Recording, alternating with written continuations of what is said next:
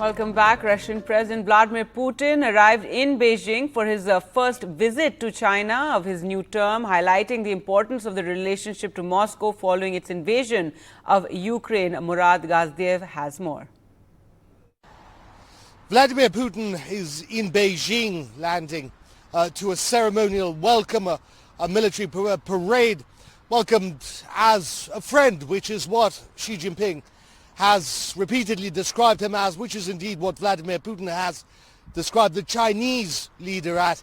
And again, highlighting and we've said this for years now, and it remains true, the historic relations between Russia and China, historic in terms of how close they are, strategic cooperation, as well as trade. Vladimir Putin has ahead of him a very rich program. Now, of course, be in Beijing, a meeting with Xi Jinping one-on-one with their delegations.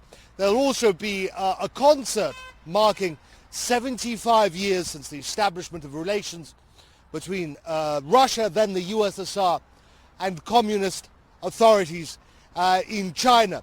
There will, of course, be much to discuss, including foremost perhaps the crisis in Ukraine, the potential Chinese peace plan, which Vladimir Putin says could be the foundations of negotiations, a real sustainable peace deal that could end this conflict, which is, of course, what everyone wants, but in different ways. Trade between the two countries has reached $250 billion, which, for reference, is almost twice as high as trade between China and India. There are also huge projects, infrastructure projects, investment projects worth hundreds of billions of dollars between China and Russia, cooperation in military sphere and social sphere, in culture, as well as energy and the peaceful atom, the development of nuclear energy. So certainly